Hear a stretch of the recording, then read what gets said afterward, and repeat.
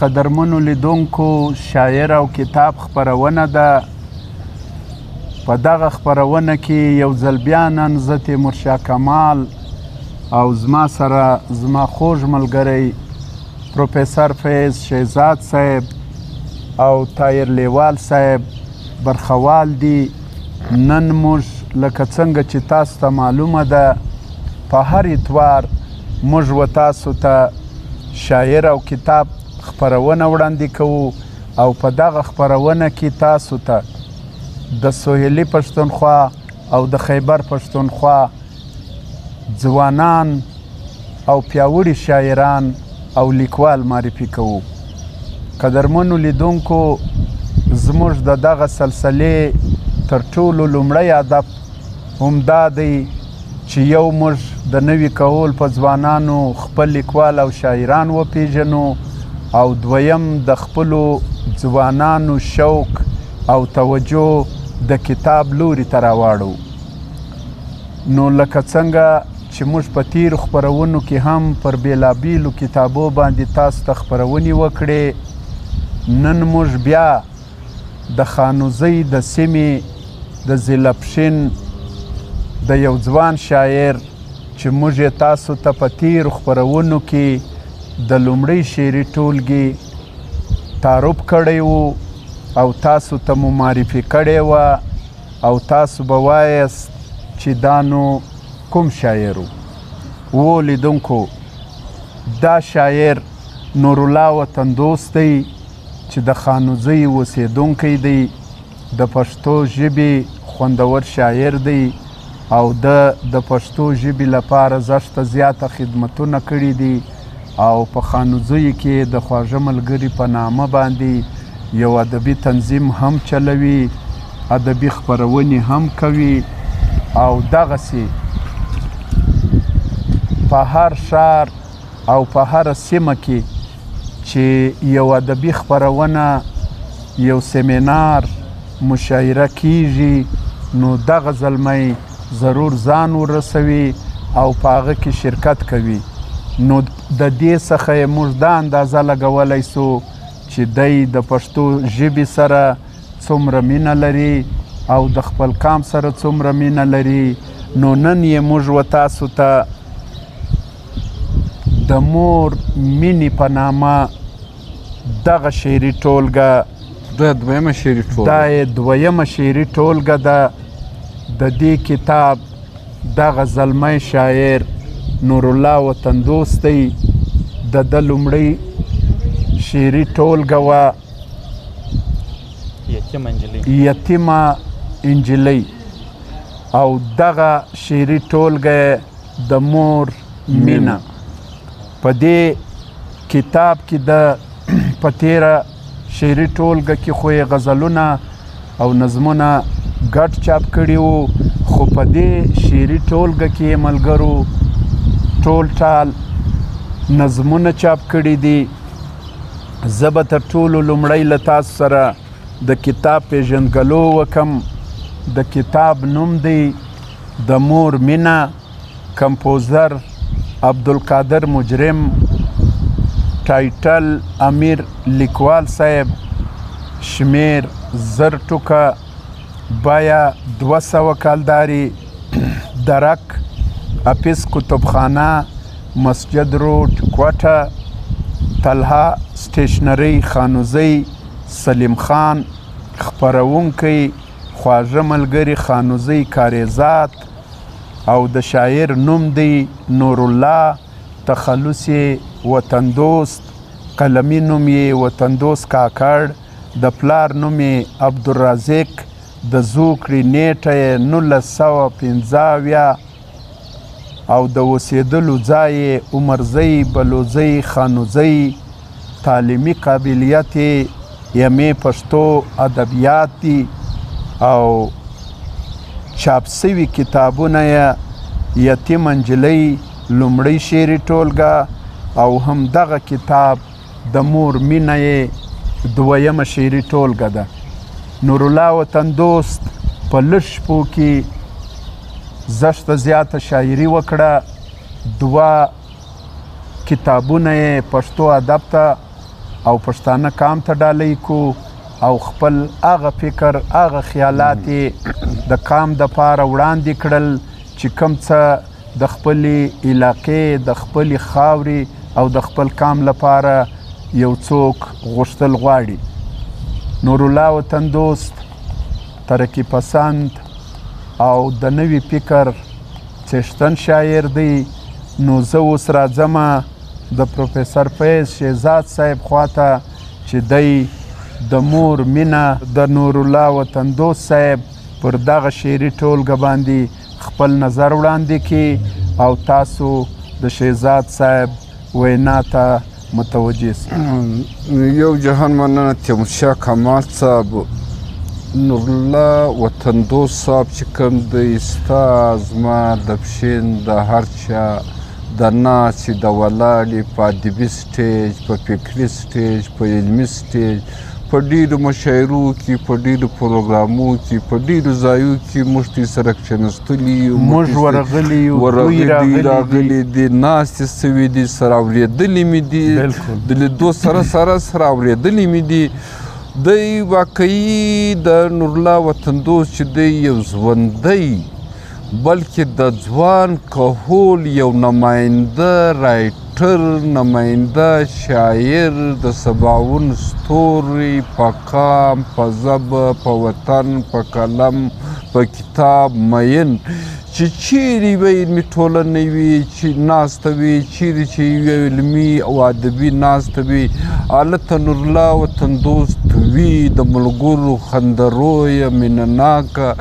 شعر یې ژوندی لکه دی چې ژوندی دی دارنګې شعر ژوندی دی. په شعر کې رنګ هم شته، خوند هم شته، معنا هم شته، مفهوم هم شته. او بیا خصوصا دی و منشي محمد رحیم صاحب او یو بل رحیم غمزده کوم مرحوم چې کوم دی نه د دوی هغه طنزیه مزایه هغه د رمز ډک بلکې دا یو سمبولیک ژبه ده، یو علامتي انداز دی پر د ټولنې پر باندې نظر دی. هر شعر او هر غزل هر کلام هر ویل ډېر معنی خیزه وي، په ډېره ګرایي و ټولنې ته ګوري، پر هغه خپل تاثرات ورکوي، خپله تجزیه ښکاره کوي. نو زه دا غواړم کمال صاحب چې ته د دوی څو شعرونه کښېږده، خبره به نور هم مخته بوځو او نوره خبره به هم وکړو. ته د څو شعرونه کښېږده. قدرمنو لیدونکو، نورالله وطن دوست په دې کتاب کې ټول ټال 40 نظمونه شامل کړي دي او د دې نظمونو سرلیکونه یې داسې ایښي دي دلته شعور راولي، خواست، ناګهانه ملاقات، ما قرار ته نه پرېږدي، ارمانونه، ړندې سترګې، د لستوڼي ماران، زما په خیال، نصیحت، پرون شو که نن، لتا صبر، په نیم لاس رخصت، ستا تصویر، د مرګي مخ، خوب، زه کوچنی وم ته کوچنی وې، یو وګړی، انتظار، د خیالونو دنیا، دا ټوله نظمونه دي. خوار تربور، کړۍ کړۍ ځنځیر، جوړه تاسو می لیونی بولی، موږ څه ته لا ژوندي یو، لیونی شپه، د غربت پیغور، بېروزګاره، غریب او نظام، غني خان ته ډالۍ، د ورور ګریوان، د مور مینه. ملګرو، دغه ټول نظمونه 40 په دا کتاب کې شامل سوي دي او نورالله وطن دوست موږ ته پښتو ادب ته او پښتانه قام ته ډالۍ کړي دي. او دی په خپل یو نظم کې لیونی شپه، په دغه نظم کې دی وایي یوه شپه لیونی شپه وه، یوه شپه لیونی شپه وه، ماته کړې مې توبه وه ماته کړې یوه شپه لیونۍ شپه یوه شپه لیونۍ شپه وه ماته کړې مې توبه وه په هر رنګه رنګینه وه ورڼا ورکه تیاره وه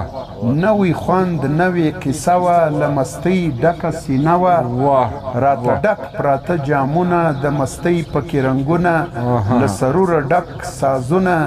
خوشبويي وه شوق نازونه نه وایز نه نصیحتونه ترې راټول مې کړل لاسونه چې می پام سو خپل ځان ته و دې خپل چیرې ګریوان ته فکر لاړی و جانان ته زما د مینې ډک داستان ته زما غربت راغی و میان ته پاته سوم و جهان ته لوی محفل کې په ژړا سوم لیونی سوم په غوغا سوم په نظر کې د هر چا سوم په خپل ځان باندې لګیا سوم را پر شا سوم را پر شا سوم له محفله را جلا سوم او سوې نارې ساده سړی دی دا پر شا کې لیونی دی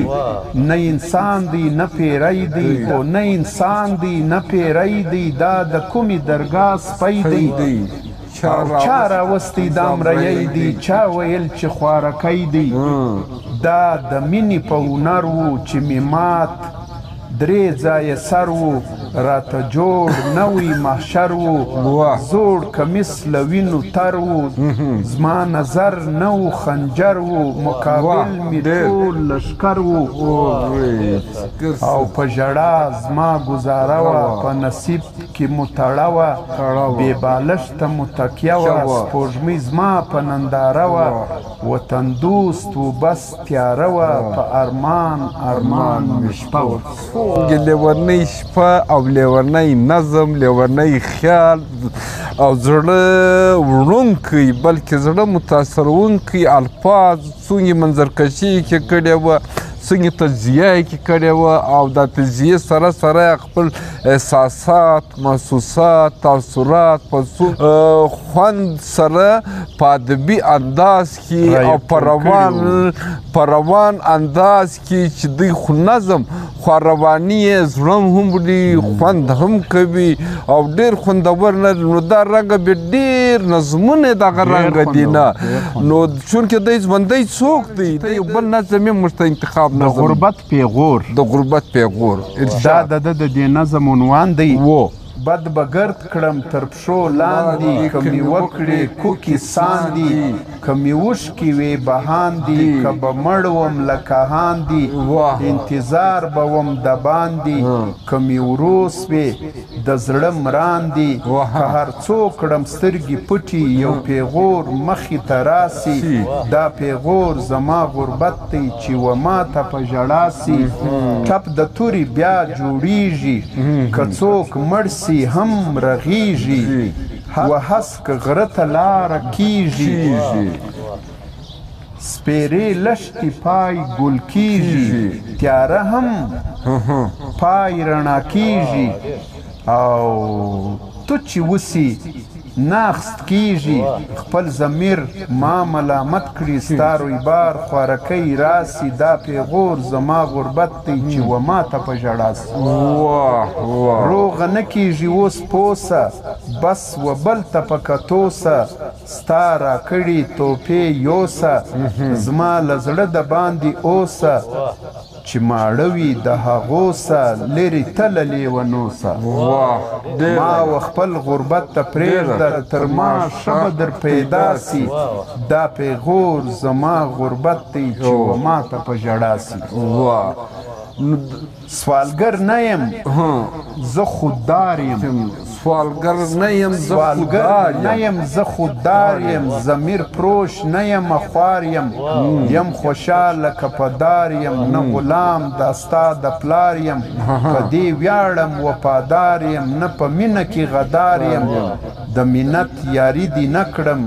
چې به څه وي ټول دې ستاسي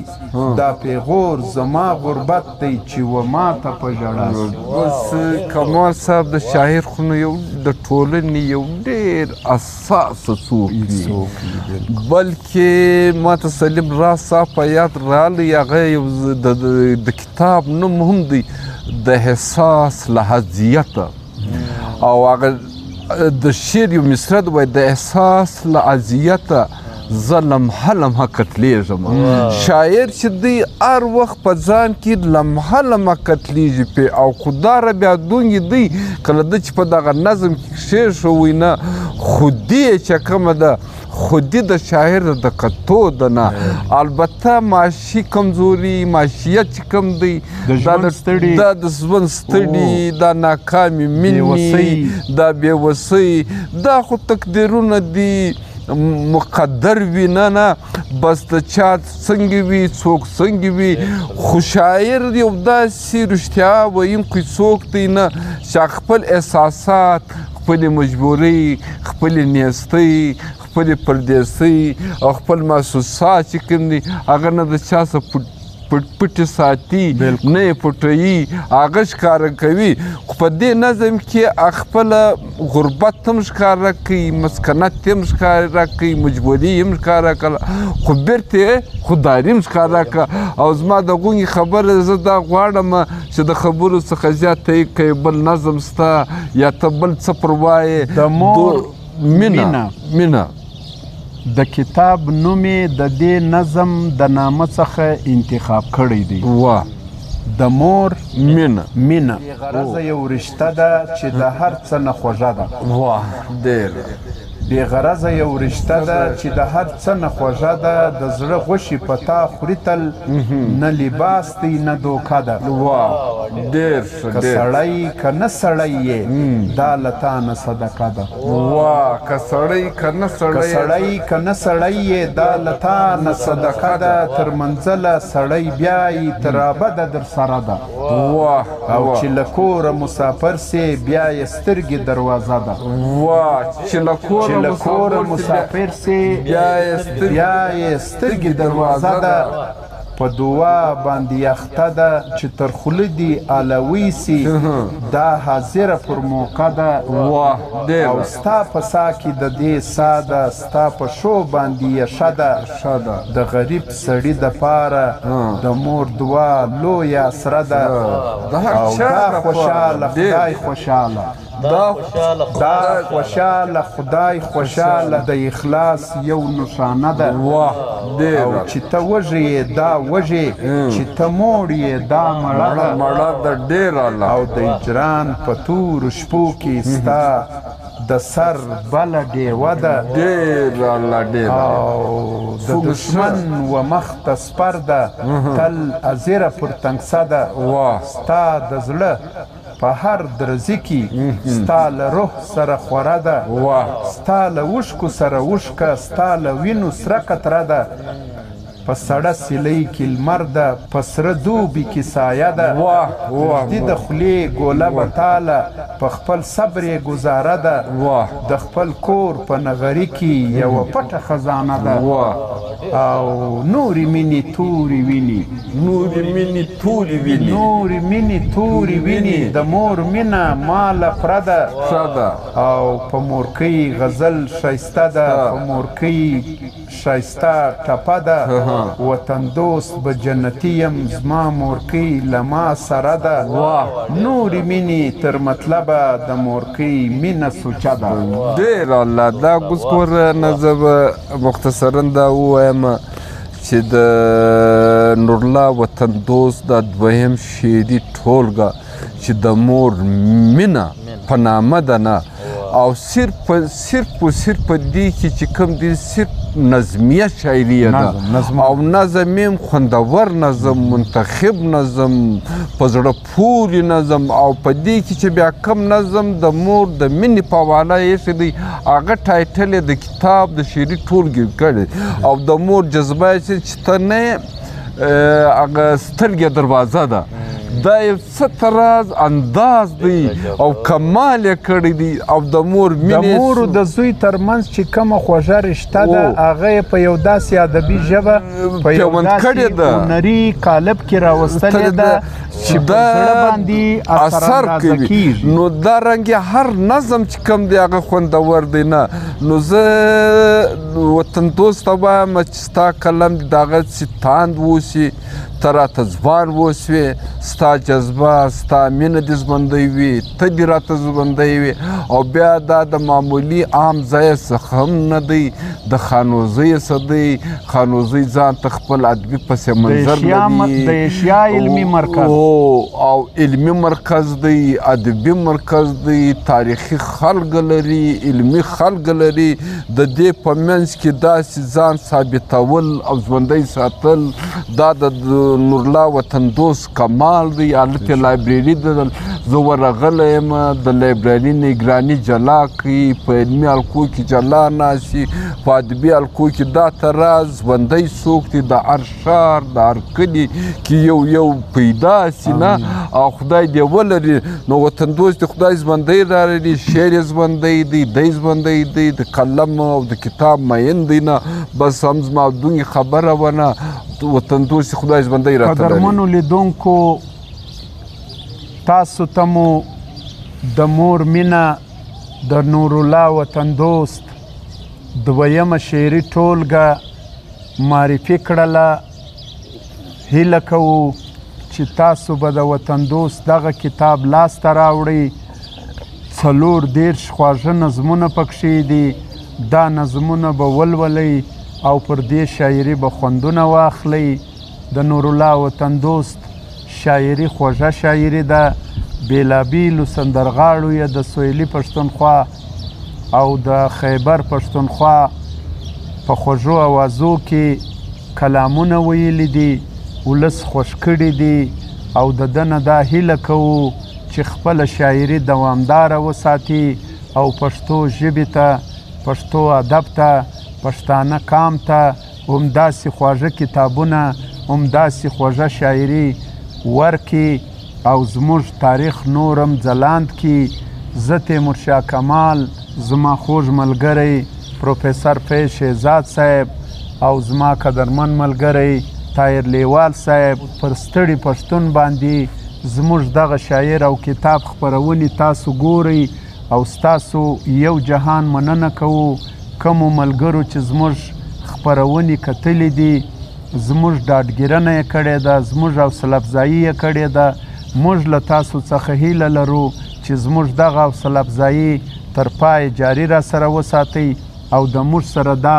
ادبي خپرونې پر خپلو پیجو او پر خپلو ایډیانو باندې خورې کړئ چې بېلابېلو پښتنو ته او د نوي کهول ځوانانو ته ورسیږي.